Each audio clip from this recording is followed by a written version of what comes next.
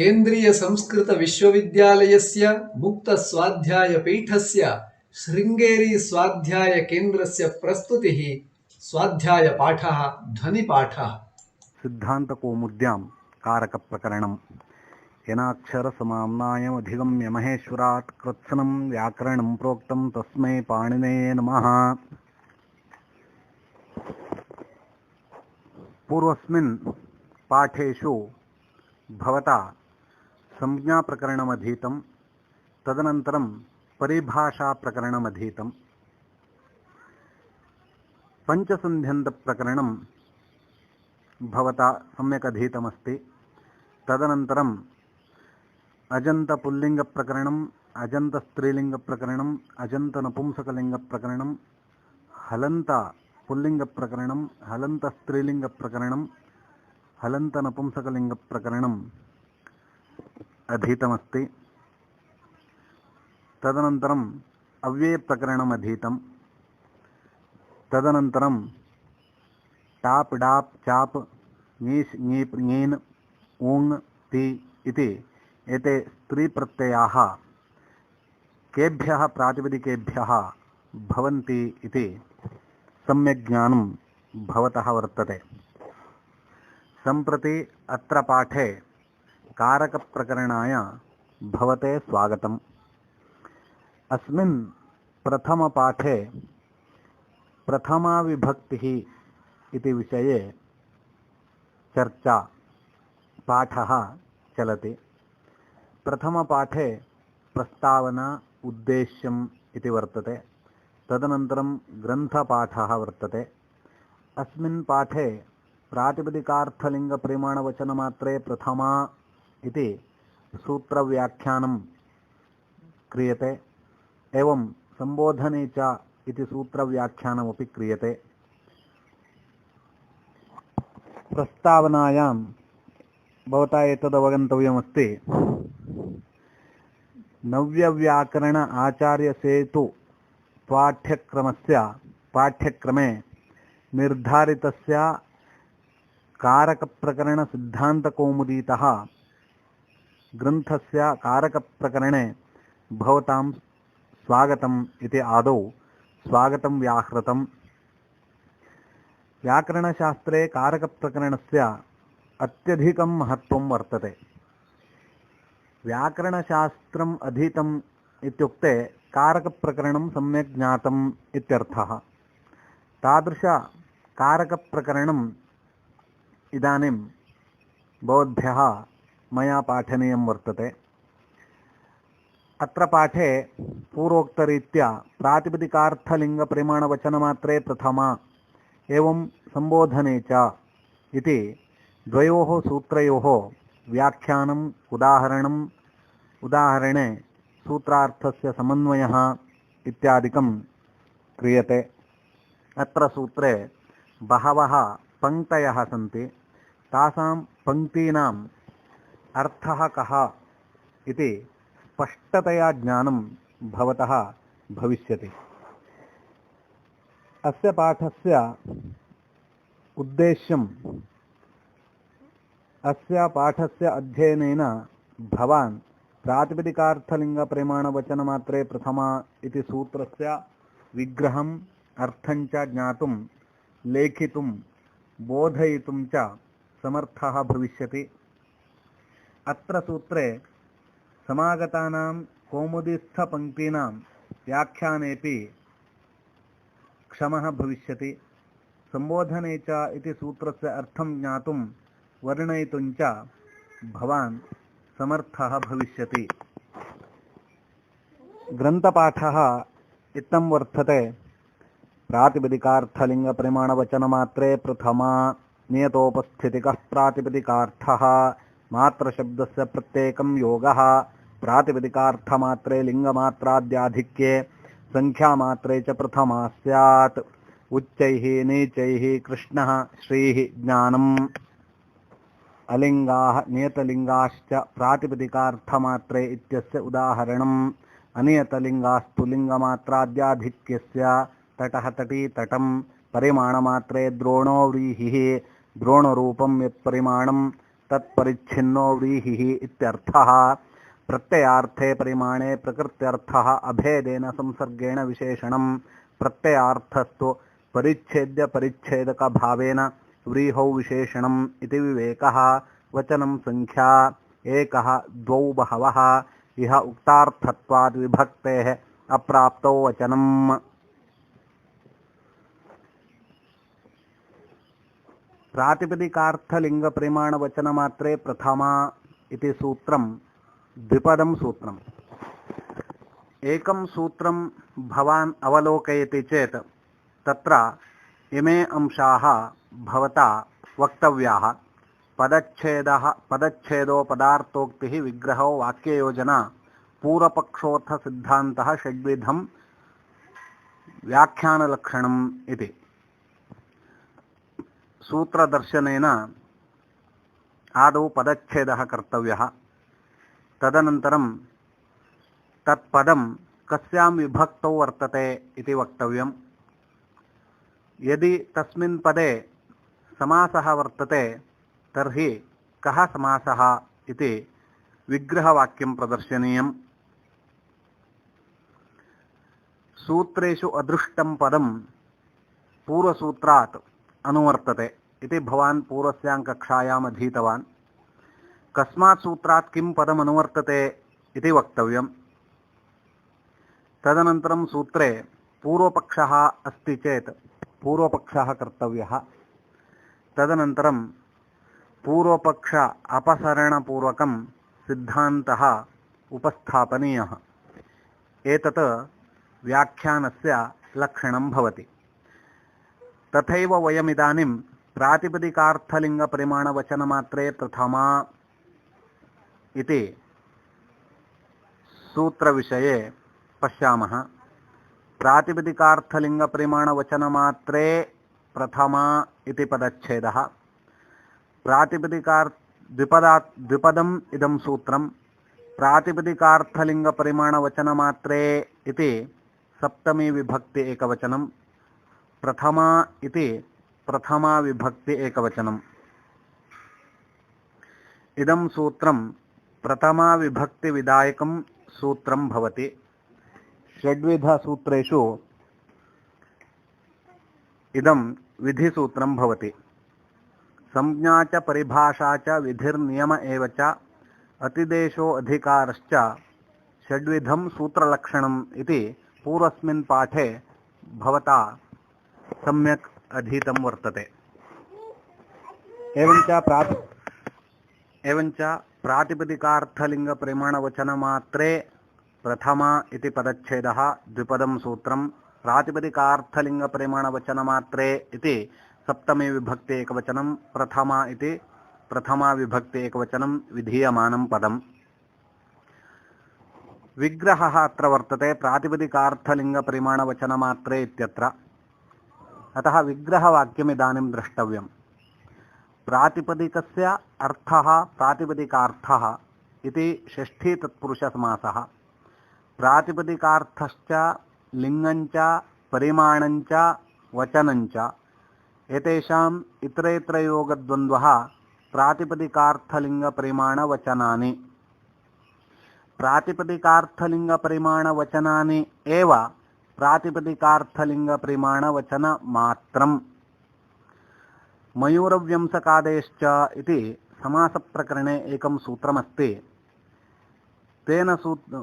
तेन सूत्रेण अत्र समासः वक्तव्यः, कर्मधारय समासः। एवञ्च प्रातिपदिकार्थलिङ्गपरिमाणवचनमात्रं तस्मिन् प्रातिपदिकार्थलिङ्गपरिमाणवचनमात्रे इति सप्तमी। द्वन्द्वान्ते श्रूयमाणं पदं द्वन्द्वान्ते द्वन्द्वमध्ये द्वन्द्वादौ च श्रूयमाणं पदं प्रत्येकम् अभिसम्बध्यते इति कश्चन न्यायः वर्तते। न्यायस्य अयमर्थः भवति द्वन्द्वसमासानन्तरं द्वन्द्वसमासस्य आदौ अथवा द्वन्द्वसमासस्य अन्ते अथवा द्वन्द्वसमासस्य मध्ये कश्चन शब्दः श्रूयते चेत् तत्र प्रत्येकं तस्य शब्दस्य अन्वयः कर्तव्यः इति न्यायार्थः। एवञ्च प्रातिपदिकार्थ इति सूत्रे द्वन्द्वसमासः कृतः। द्वन्द्वसमासानन्तरम् अन्ते मात्र इति पदं श्रूयते। अतः द्वन्द्वान्ते श्रूयमाणं पदं प्रत्येकं प्रत्येकम् अभिसम्बध्यते इति न्यायेन मात्रशब्दस्य प्रत्येकं सम्बन्धः वक्तव्यः। एवञ्च प्रातिपदिकार्थमात्रे लिङ्गमात्राद्याधिक्ये परिमाणमात्रे संख्यामात्रे च प्रथमा स्यात् इति सूत्रार्थः फलति। तर्हि प्रातिपदिकार्थः कः इति इदानीं भवतां मनसि इदानीम् अयं प्रश्नः स्यात्, प्रातिपदिकार्थः इत्युक्ते कः इति। ग्रन्थकारः कथयति नियतोपस्थितिकः प्रातिपदिकार्थः इति। तर्हि नियतोपस्थितिकः प्रातिपदिकार्थः इत्यस्य कः अर्थः इति चेत् उच्यते, यस्मिन् प्रातिपदिके उच्चारिते यस्य अर्थस्य नियमेन उपस्थितिः भवति सः अर्थः प्रातिपदिकार्थः इति। नियतोपस्थितिकः प्रातिपदिकार्थः यस्मिन् प्रातिपदिके उच्चारिते यस्य अर्थस्य नियमेन उपस्थितिः भवति सः प्रातिपदिकार्थः इति अवगमनात् प्राक् भवता अयम् अंशः विशेषतया अवगन्तव्यः वर्तते। तत्र द्विकं प्रातिपदिकार्थः, त्रिकं प्रातिपदिकार्थः, चतुष्कं प्रातिपदिकार्थः, पञ्चकं प्रातिपदिकार्थः इति शास्त्रे वादः वर्तते।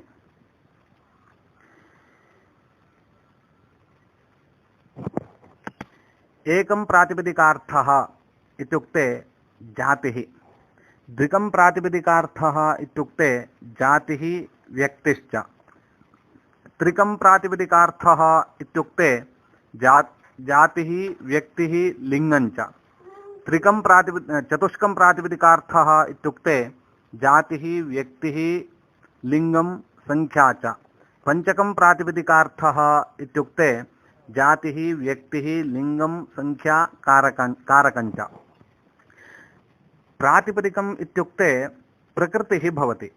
सुबुत्पत्तेः प्राक् यः भागः वर्तते तत् प्रातिपदिकम् इति व्यवह्रियते। एवञ्च तस्मात् प्रातिपदिकात् एव जातिव्यक्तिलिङ्गसंख्याकारकाणि भवन्ति। तदानीं प्रत्ययः प्रातिपदिके विद्यमानम् अर्थं द्योतयति।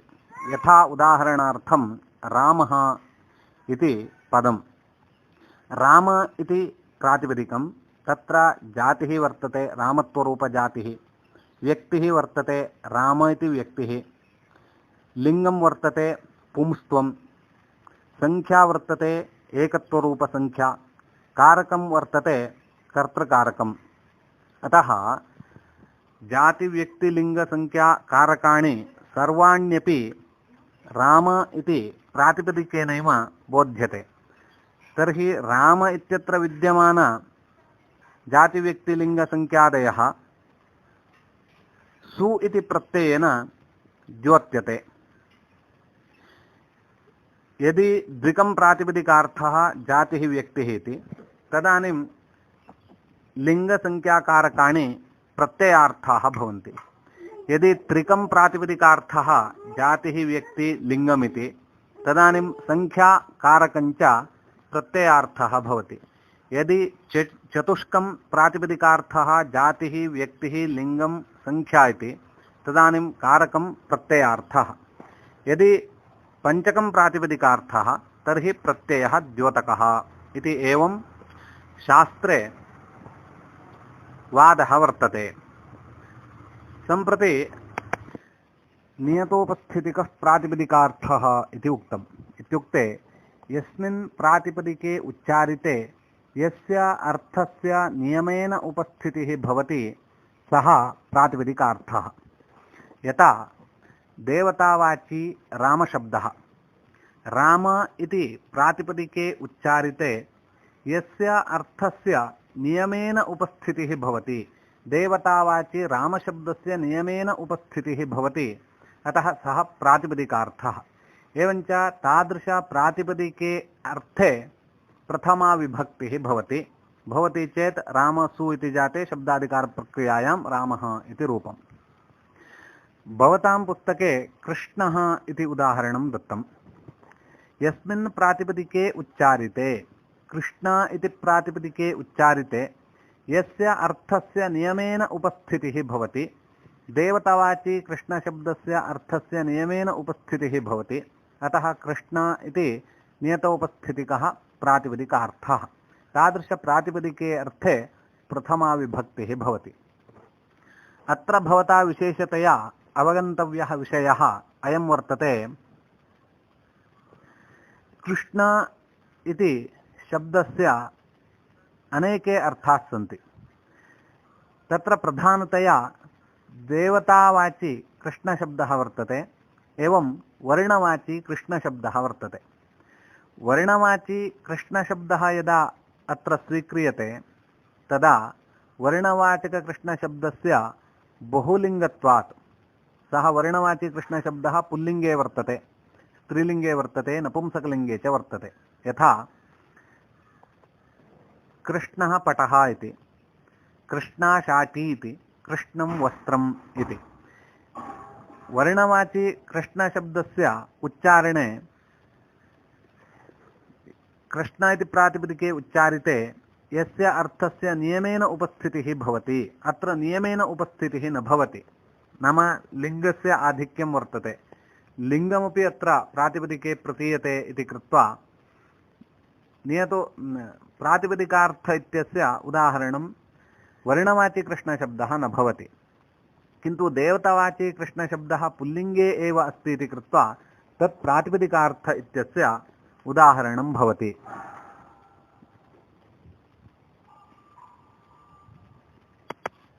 अलिङ्गाः नियतलिङ्गाश्च प्रातिपदिकार्थमात्रे इत्यस्य उदाहरणानि भवन्ति।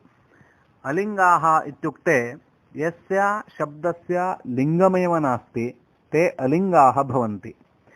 एवं नियतलिङ्गाश्च एकस्मिन्नेव लिङ्गे कश्चित् शब्दः वर्तते चेत् सः नियतलिङ्गः भवति।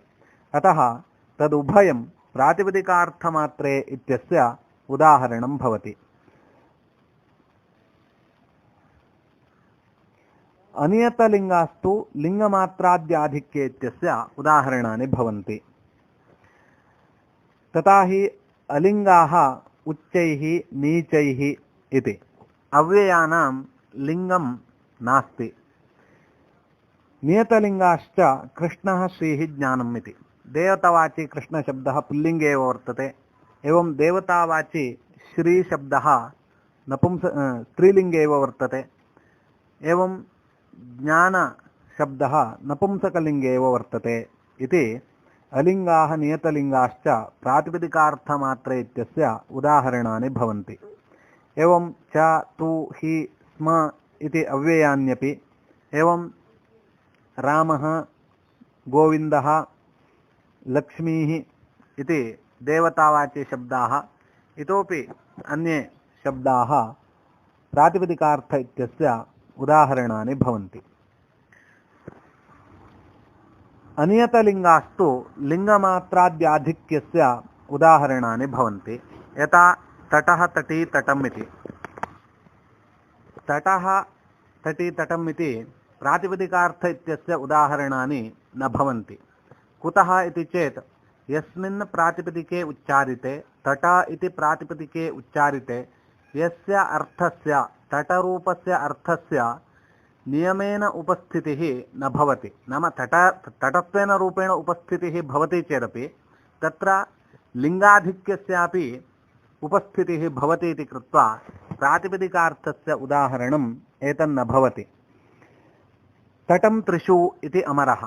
तटशब्दः त्रिषु लिङ्गेषु वर्तते, अतः लिङ्गम् अत्र अधिकतया भासते इति कृत्वा सूत्रे लिङ्गग्रहणं कृतम्। अतः लिङ्गमात्राद्याधिक्ये इदम् उदाहरणम्। तट इत्यत्र प्रातिपदिकार्थः वर्तते एव, प्रातिपदिकार्थेन सह इतोपि एकः अधिकः अर्थः अत्र लिङ्गविषयकः अस्ति इति कृत्वा प्रातिपदिकार्थ इत्यस्य उदाहरणम् एतन्न भवति। मधुरभाषा संस्कृतं मृदुलभाषा संस्कृतं मृदुलमधुरमनोहरामृततुल्यभाषा संस्कृतम्